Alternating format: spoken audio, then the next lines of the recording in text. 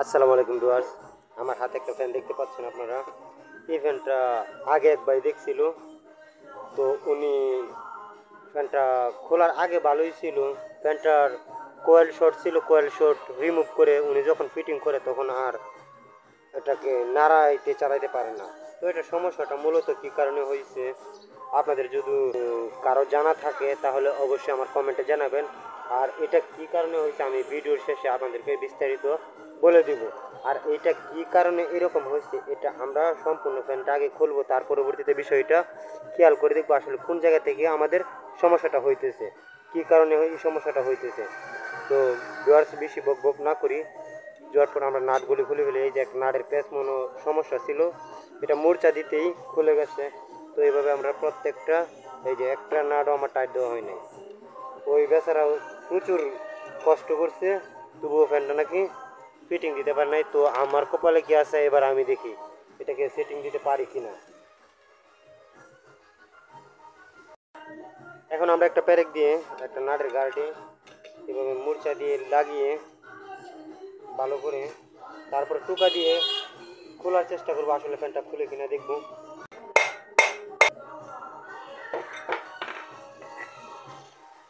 এই হলো আমার ফ্যানের ভিতরের অবস্থাটা। এই যে আমার ফ্যানটা এটার ভিতরে মূলত ঘুরতেছে না। তো এটার সমস্যাটা আসলে কি আমরা এটা আইডেন্টিফাই করবো।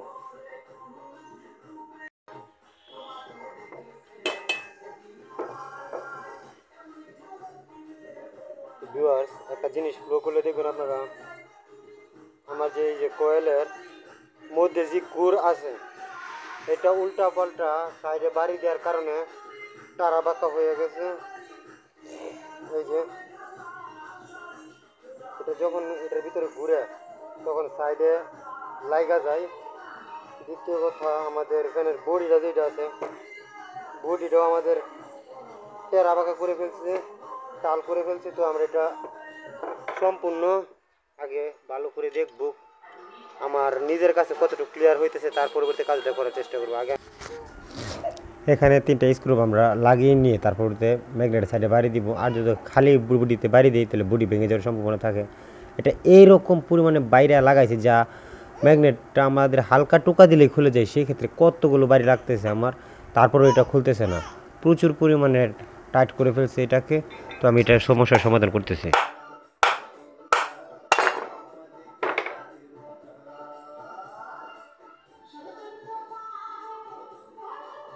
আগে আমরা দেখবো আমাদের এইটা টাল আছে কিনা।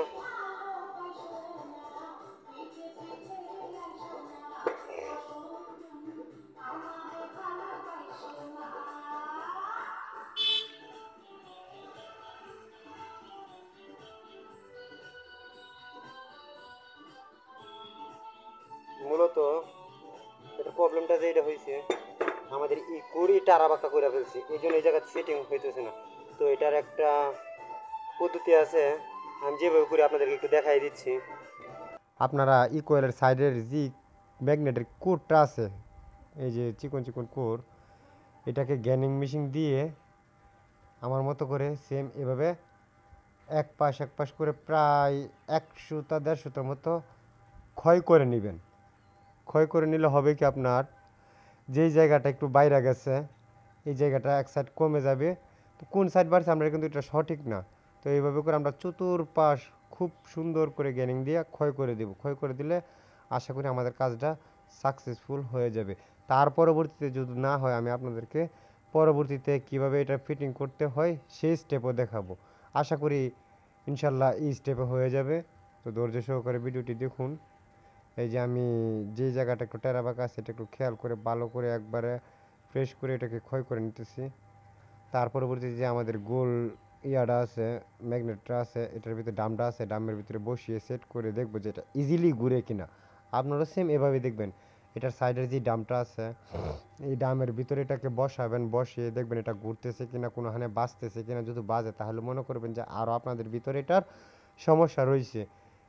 অবশ্যই সেই দিকগুলো একটু খেয়াল করবেন। ভাই কাজটা নিজের কাছে, আমি আমার কাজটা কতটুকু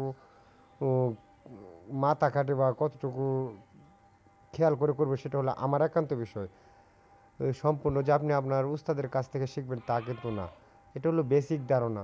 আপনার মাথার থেকে কিছু আউট নলেজ নিয়ে তারপর কাজটা করতে হবে। আমার ক্যামেরাটা উপরে সেট করা, সেই জন্য আমি হয়তো সবসময় দেখতে পারতেছি না, একটু সাইড হয়ে গেছে, কিছু মনে করবেন না আমার ভিডিওটা।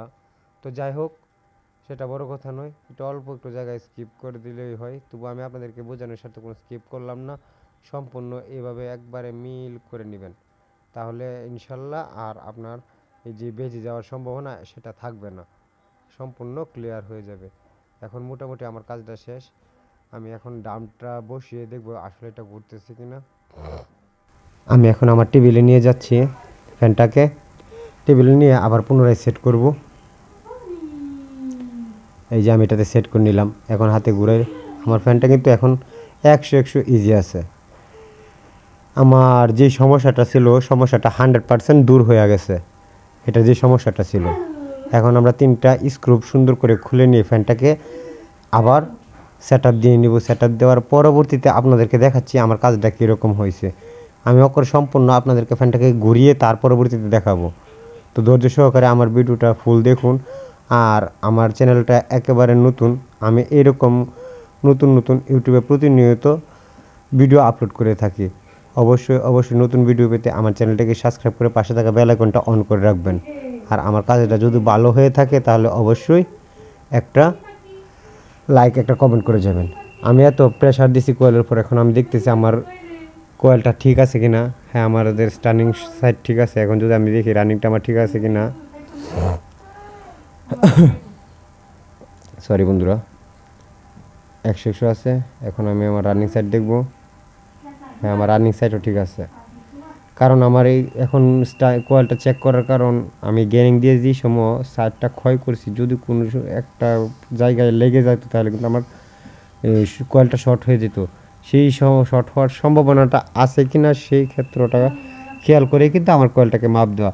তো কাজ এরকমই, প্রত্যেকটা কাজ আপনারা একবারের গুড়ি 3বার 4বার চেক করে নেবেন। চেক করলে তো আর ক্ষতি নাই। আমি ফ্যানটাকে আগের জায়গায় সেট আপ করে নিচ্ছি যেরকম ছিল।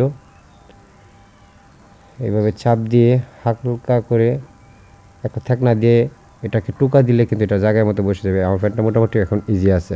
এই যে আমি 3টা নাট মেরে দিছি, 3টা নাট টাট দিয়ে আবার আমি হাতে ঘুরে দিব। আমার ফ্যানটা ইজিলি ঘুরে কিনা, একবারে পানির মতো আছে ফ্যানটা আমার। ফ্যানটাকে চেক দিব ঘুরে কিনা। এখন কিন্তু খুব সুন্দর করে আমার ফ্যানটা ঘুরতেছে।